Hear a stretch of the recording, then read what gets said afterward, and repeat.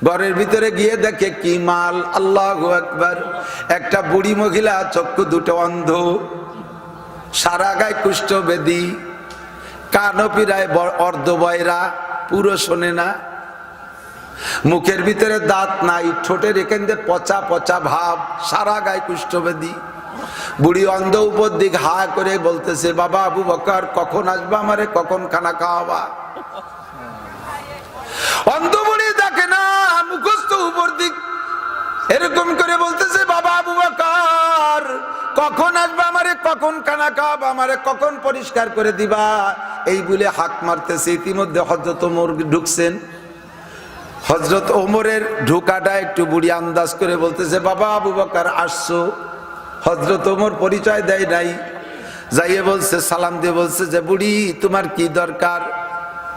কয় কি বাবা, তুমি আবু বকর এত দেরি করে আসছো কেন? তুমি একদিন আসো না, প্রায় 2-3 ওয়াক্ত চলে গেল, আমারে খানা খাওয়াও না। বুড়ির ওই অবস্থা দেখা হযরত ওমর রাদিয়াল্লাহু তাআলা আনহু আর দেরি না করে বাসায় যে স্ত্রীকে বলছে, তাড়াতাড়ি খানা পাকাও, মহিলা ঝাল খানা খাইতে পারে না, মুখের ভিতরে ঘা। মিষ্টি হালুয়া নরম করে পাকাও। স্ত্রী দ্রুত পাকাইলেন আর বললেন, আমি আগে আমার ওসিয়ত পালন করে আসি। কয় কার জন্য নেবেন, আমি কি সাথে আসবো? কয় না, তোমারে বলে নাই, বলছে আমাকে। দায়িত্ব তোমার না, দায়িত্ব আমার। দায়িত্ব আমার, আমি যাই। তাড়াতাড়ি রান্না করে ঠান্ডা করে দেশে হযরত ওমর নিয়া ওই মহিলার মুখের ভিতরে হাত দিয়ে লুকমা করে দিয়েছে হালুয়া। হালুয়া দেওয়ার পরে মহিলা মুখ বন্ধ করে ফেলাইছে, হাতের ছোঁয়া লাগিয়ে চক্ষু বন্ধ করে হাত কান ধরে ফেলছে। কয় বাবা তুমি কে, পরিচয় বলো।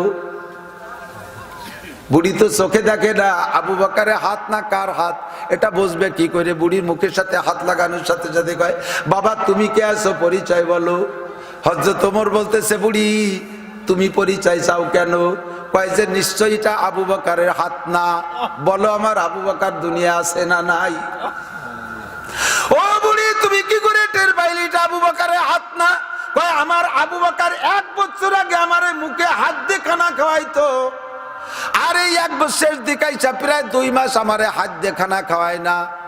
আমার আবু বকর আইছে আমারে খানা খাওয়ায় না, আমার বিছনা পরিষ্কার করে দেয়, আমার কাপড় পাল্টায় দেয়, আমারে ধুয়ে মুছে সাফ করে, তারপরে খানা খাওয়ায়। শেষের দিক 2 মাস আমারে হাত দিয়ে খানা খাওয়ায় না, নিজের মুখের মধ্যে খানা নিয়া ওইটা আমার মুখের মধ্যে দেয়। হাতে ছোঁয়া লাগলে আমি মুখে ব্যথা পাই, তার জিব্বে দিয়ে আমারে খানা খাওয়ায়। ও বাবা হাত দেখে আমি টের পাইছি এটা আবু বকর না। বলো আমার আবু বকর আছে না নাই? হযরত ওমরের ভিতরে এমনি আবু বকরের বিরোধ জ্বালা চলতেছে। বুড়ির মুখে এই কথা শুনে আবু বকর একটা চিৎকার মেরে বলে, বুড়ি আমি এর চাইতে বেশি খেদমত করতে পারবো না, আমি এতটুকুই পারবো। আল্লাহু আকবার। তোমার আবু বকর আজকেই ইন্তেকাল করেছে, তারে দাফন করে আমি তোমার জন্য খেদমতের জন্য আসছি। আমি আবু বকরের ওসিয়ত হিসেবে আসছি। আবু বকর যা পারছে দুনিয়ার কেউ তা পারবে না, আমার দ্বারা আদৌ সম্ভব না। তোমার আবু বকর দুনিয়া থেকে চলে গেছে, আমার হাতের খানা নাও। বুড়ি আবু বকর চলে গেছে খবরটা শুনে একটা চিৎকার মেরে বিছানা থেকে যেন আধা উঁচু হয়ে গেছে।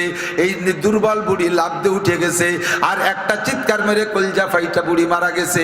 আবু বকরের খানার পরে আর ওমরের খানা বুড়ির মুখে যায় নাই। 150 গভর্নর সামনে, তার ভিতরে যদি প্রেসিডেন্ট বলে আপনার মুখে ইনসাফের বক্তব্য শোভা পায় না, বলেন তো চেহারা লাল হয় কিনা? আরে ওমর তো ওমর, আমাদের এই দেশের ওমরকে সামনে কলিবার তারে ধরে পিঠ মুড়াই দিয়ে ঘুঘু মুড়াই দিয়ে বেড়িতে বেড়িতে নিয়ে থানায় আটকায় দিবে, ঠিক না? তো হযরত ওমর কষ্ট করে একটু সামলাইলেন। এবার বলতেছে, বাবা আমার মিজাজ এখনো ঠান্ডা হয় নাই, তুমি লোকটার কাছে জিজ্ঞাসা করো আমার মধ্যে কি ত্রুটি পাইছে বিদায় কথা বলতেছে। হযরত আব্দুল্লাহ বলতেছেন, বাইরে উনিও চেষ্টা করলে পারতেন যে থামাই দিয়া ঘরের মধ্যে নিয়ে শুনবে, যেহেতু লোক সমাজের ভিতরে উনি অভিযোগ করছে, কাজেই সকলের মনটা ফ্রেশ করে দিতে হবে। এই জন্যই প্রেসিডেন্টের মোকাবেলায় মামলা যেতেছে, সেই ফরিয়াদির কথা উনি জায়গায় দাঁড়াই শোনার ইচ্ছা করলেন। বললেন, ভাই তুমি দাঁড়াই বলো আমার আব্বার মধ্যে বেইনসাফির কি দেখেছো, এখনই তার সমাধান হবে। লোকটা দাঁড়িয়ে বলতেছে, ও আব্দুল্লাহ গত শনিবারে তোমার আব্বা রিলিফের কাপড় বিতরণ করছে, অন্য দেশ থেকে আসা রিলিফের কাপড় পিস কাপড় আসছে, আমাদের সকলকে এক পিস করে কাপড় দিছে। ওই কাপড় পিস কাটা পিস এতটুক ছিল, যার এক পিস কাপড়ে একজনের গায়ে জামা হয় না। যার কারণে দেখো গত শনিবারে কাপড়ের জামা আমাদের কাহারও গায়ে নাই। একটা কাপড় হলিও তো কেউ জামা বানাইতো, আমরা সেই কাপড় দিয়ে জামা বানাইতে পারি নাই। আমাদের মধ্যে সবচেয়ে বেটে লোকটার গায়ে এক পিস কাপড়ে জামা হয় না, কাজে সেই কাপড় দিয়ে জামা বানাইতে পারি নাই। হে আব্দুল্লাহ, তোমার আব্বা ওমর আমাদের মধ্যে সবচাইতে লম্বা, অথচ উনার গায়ে সেই শনিবারে কাপড়ের জামা দেখতেছি। নিশ্চয় আমাদেরকে এক পিস দিয়ে উনি 2 পিস নেছে, 2 পিস না হলে ওনার জামা হয় না। নিজে 2 পিস জামা নিয়া আমাকে এক পিস কাপড় দিয়া, নিজে 2 পিস কাপড় নিয়া আমাদের এক পিস কাপড় দিয়া, আবার উনি ইনসাফের বক্তব্য দেয়। বলো আব্দুল্লাহ, উনার মুখে ইনসাফের বক্তব্য শোভা পায় কিনা?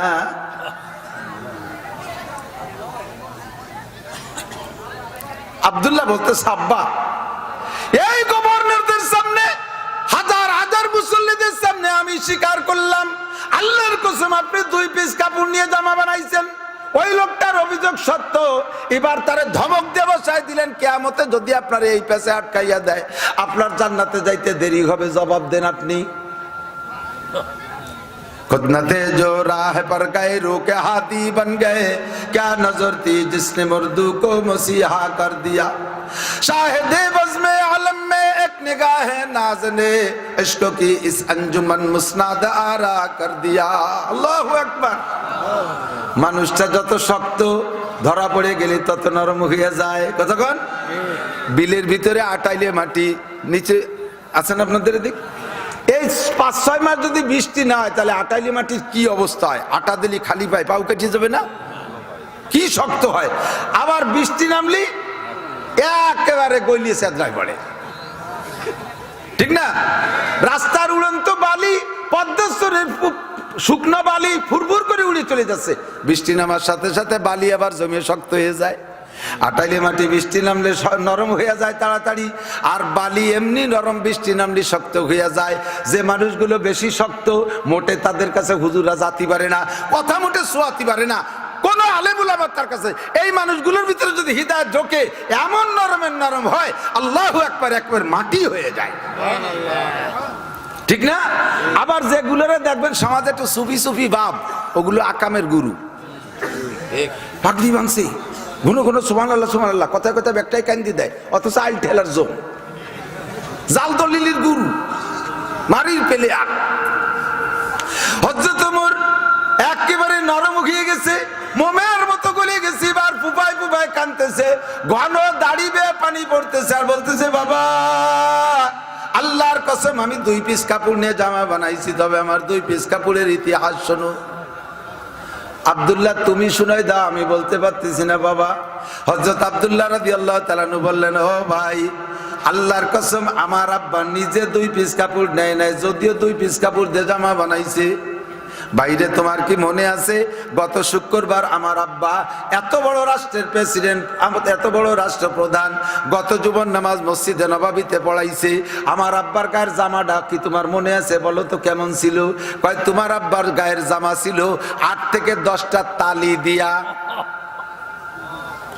কোন কোন জায়গা কাপড়ের তালি না, চামড়ার তালি।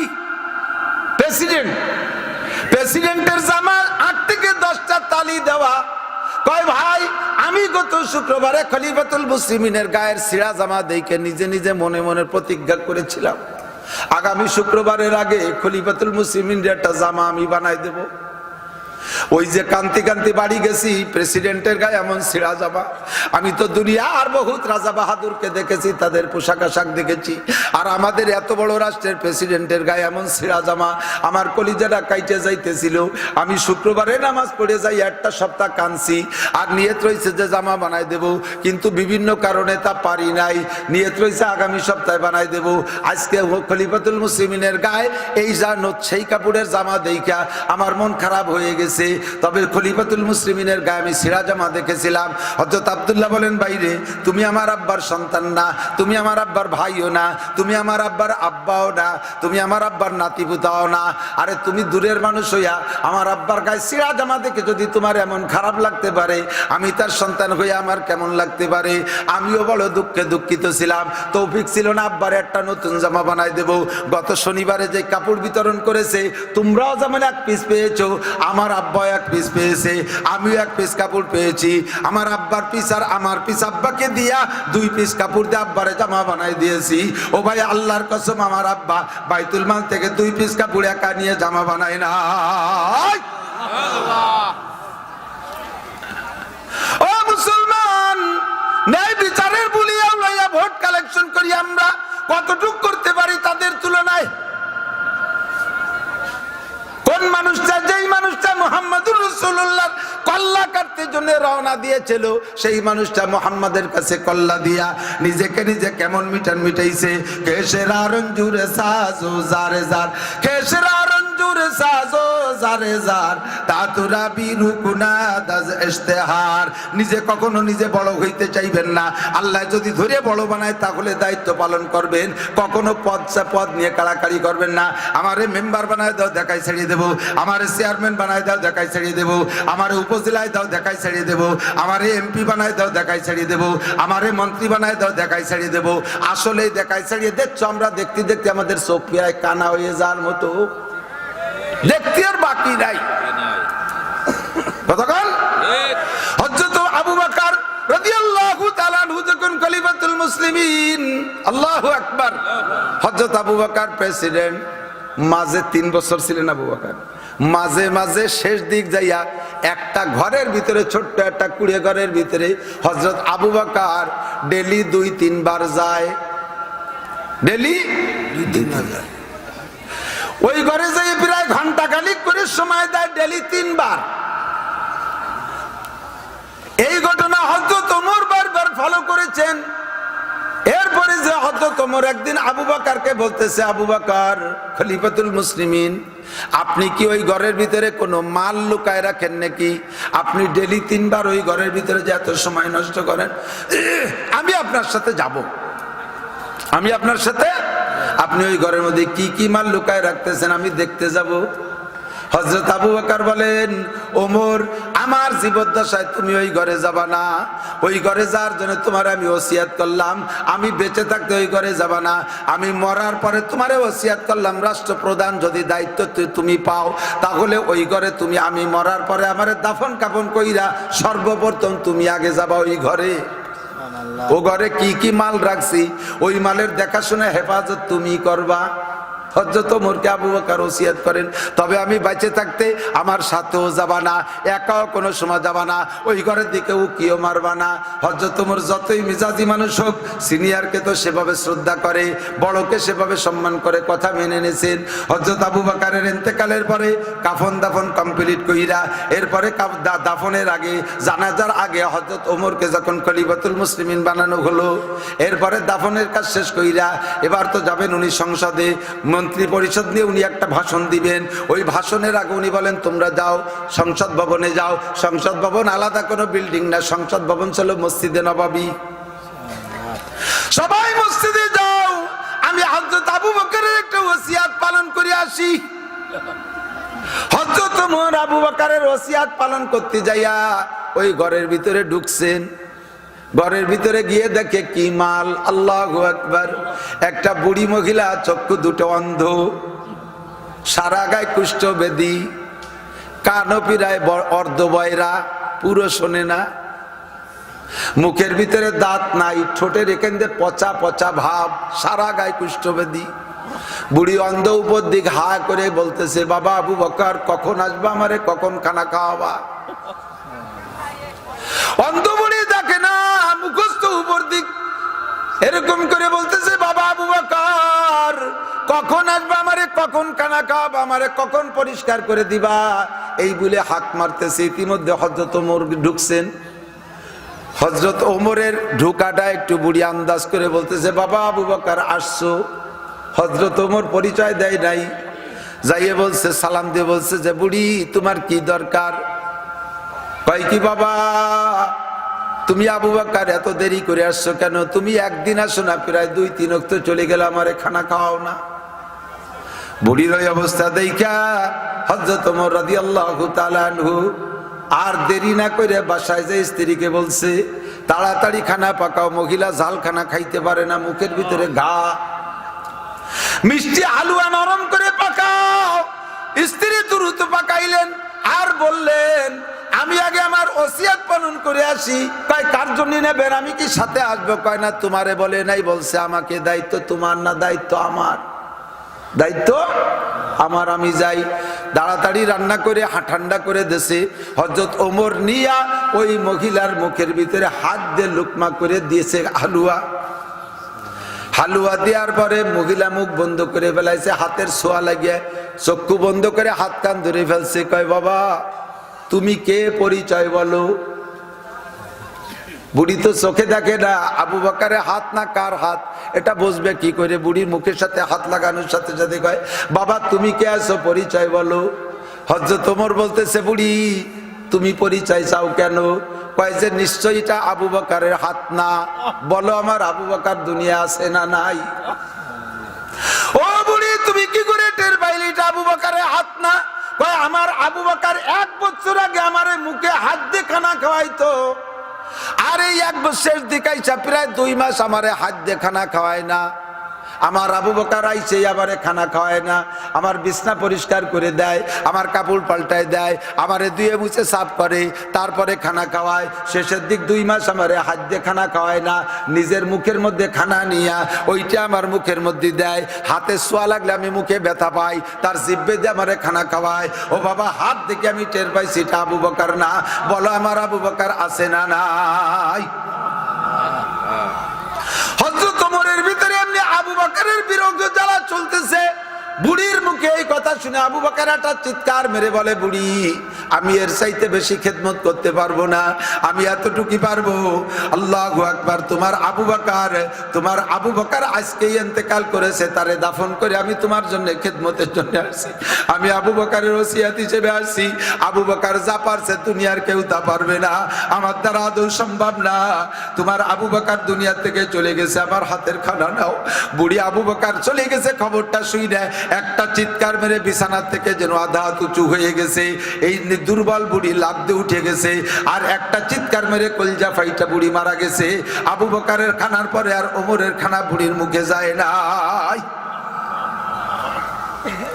আল্লাহ নবী বলেন ইজা কানা উমরুকুম কিয়ারাকুম, যখন তোমাদের নেতারা হবে এরকম ভালো মানুষ, নেতারা হবে ভালো মানুষ, শুধু আমাদেরকে প্রলোভন দিয়ে ভোট নিয়ে যায় তা না, নেতারা যদি হয় এই চরিত্রের ভালো মানুষ। ও আগনিয়াকুম সুমহাকুম, তোমাদের ধনীরা যদি হয় দিনদার, ধনীরা যদি হয় দানবীর, ওমুরুকুম শুরা বাইনাকুম, সব কামকাজগুলো যদি পরামর্শ সাপেক্ষে হয়, ফাজাহরুল আরদে খায়রুম মিন বাতনিহা, তখন তোমাদের জন্য দুনিয়ায় বেঁচে থাকাটা মরার চাইতে উত্তম হবে।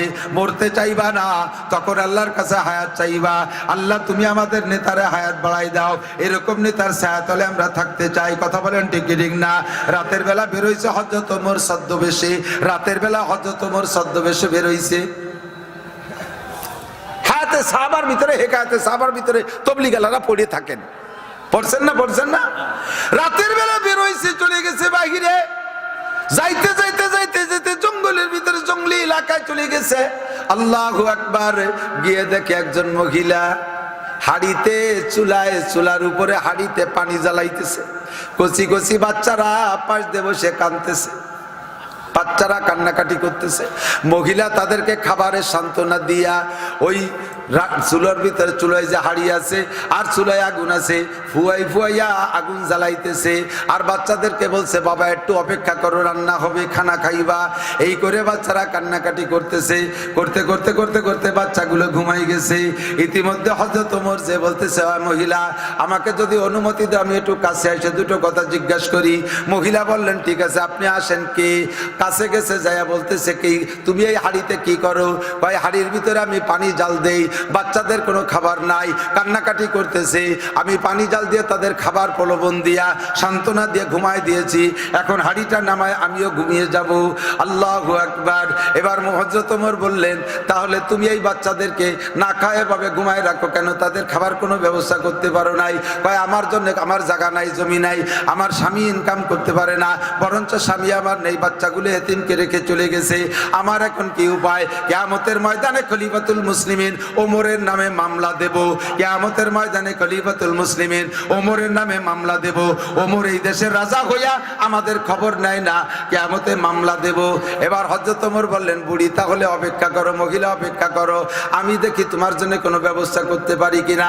উনি তখনও পরিচয় দেয় না যে উনি হযরত ওমর। মহিলা তো ওমরে চেনে না, এমনি এমনি মামলা দেবে। হযরত ওমর যাইয়া বাইতুল মালে যাইয়া বস্তা ভরে খাবার নিছে, চর্বি নেছে, খেজুর নেছে, ময়দা নেছে, তেল নেছে, যা যা দরকার সব নেছে। বস্তা ভরে এবার গোলাম রে কয়, বস্তা ভরে ওনার গোলাম রে কয়, গোলামের নাম মাহজা রাদিয়াল্লাহু তাআলা আনহু। এর আবার আলাদা কিসসা, লম্বা কিসসা, জন্মের কালো হাবশি মানুষ। এই গোলাম রে বলতেছে, গোলাম বস্তা আমার মাথায় উঠাই দে। অর্ধ পৃথিবীর প্রেসিডেন্ট সে গোলাম রে কয় বস্তা আমার মাথায় উঠাই দে। গোলাম কয়, খলিফাতুল মুসলিমিন আপনি পায়খানা করলে সে পায়খানাও পরিষ্কার করার দায়িত্ব আমার, আপনার সব কিছু করার দায়িত্ব আমার, আর আমি আপনার মাথায় এই বস্তা তুলে দেব, আমার কিয়ামতে কি হবে? এটা আদৌ সম্ভব না, আমার মাথায় দেন। হযরত ওমর কয়, ও গোলাম, ওই মহিলার খাবার পৌঁছাই দেওয়ার দায়িত্ব তোমার না, তোমার দায়িত্ব আমার পায়খানা সাফ করা। পায়খানা যদি কোনোদিন করি সাফ করে দিও। তোমার দায়িত্ব আমার কাপড় পরিষ্কার, ময়লা হলে পরিষ্কার করে দিও।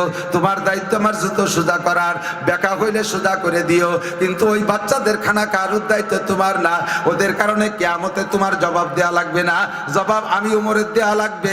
কাজে এই বস্তা আমার মাথায় উঠাই দাও। হযরত ওমরের মাথায় বস্তা নিয়েই নিলেন, চলে গেলেন। হযরত ওমর একা একা, কেউরে সঙ্গে নিলেন না। নিয়ে মহিলাকে বললেন, মা তুমি একটু সরে বসো। দিয়েই বস্তা দিয়ে চলে আসে নাই, কয় মা তুমি একটু সরে বসো, আমি নিজে হাতে রান্না কইরা যেই বাচ্চারা কানতে কানতে ঘুমাইছে দেখে গেছি আমি, ওই বাচ্চাদের মুখে হাসি না ফুটায় আমি যাব না। ক্ষমতা নেওয়ার জন্য লড়াপিটা করো, এমন দায়িত্ব পালন করতে পারলে ক্ষমতা নেওয়ার চেষ্টা কইরো।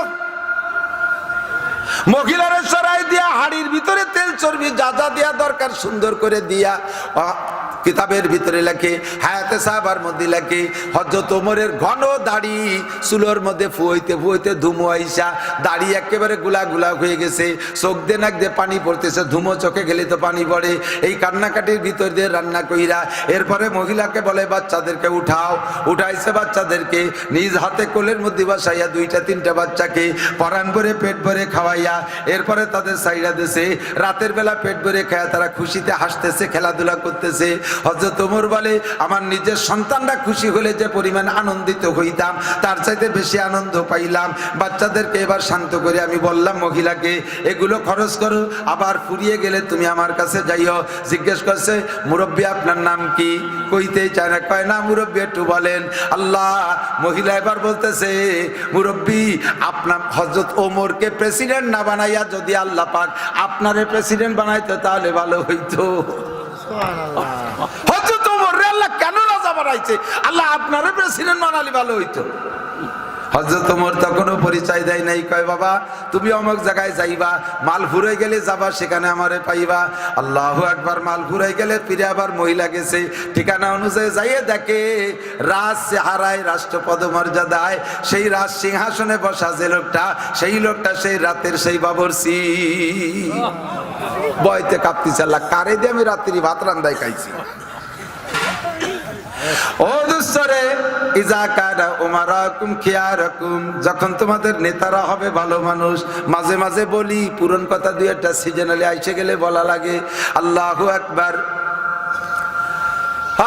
খাজা মঈনুদ্দিন চিশতি রহমাতুল্লাহ আলাইহি নাম তো সবাই শুনছি, চিশতিয়া তরিকার মুরব্বী, ঠিক না? খাজা মঈনুদ্দিন চিশতি রহমাতুল্লাহ আলাইহির ইন্তেকালের পরে ভারতে দিল্লিতে ওনার জানাজা, দিল্লির মানুষ তো, উনার জানাজায় উপস্থিত হয়েছে 16 লক্ষ মানুষ। কত? টেলিফোন মোবাইলের যুগ না, যাতায়াত ব্যবস্থা মোটেই ভালো না, লোকেশন কমিউনিকেশন কোনোটাই ভালো না, যোগাযোগ ব্যবস্থা নাই। সেই জামানার 16 লক্ষ মানে এই জামানার 16 কোটি। কতক্ষণ? এখন ফোন দিলি এক জায়গায় একজন মরার সাথে সাথে কি সুন্দর মাইকিং, নবজাতক বাচ্চা পেটেতে মরি হয়েছে তার জন্য মাইকিং। আরো যদি তা ভালো ফ্যামিলির হয়, আল্লাহ এসে গেল কয়ে যাই। মহিলারা মারা গেলে মাইকিং করা সমস্ত উলামা ইকরাম বলে মাইকিং করে একেবারেই নিষেধ। যে কেউ মারার সাথে সাথে মাইকিং করে দেশ গুলাই ফেলাই দেয়, অথচ দিন ভরে মাইকিং করার পরে মুসল্লি হয়েছে 50 জন। এত বড় মাইকিং এর কি দরকার? আর মসজিদের মাইকিং, আর মসজিদের মাইক দিয়ে মাইকিং করে জায়েজ কিনা তাও উলামা ইকরাম মুফতিদের কাছে শুনে নেবেন।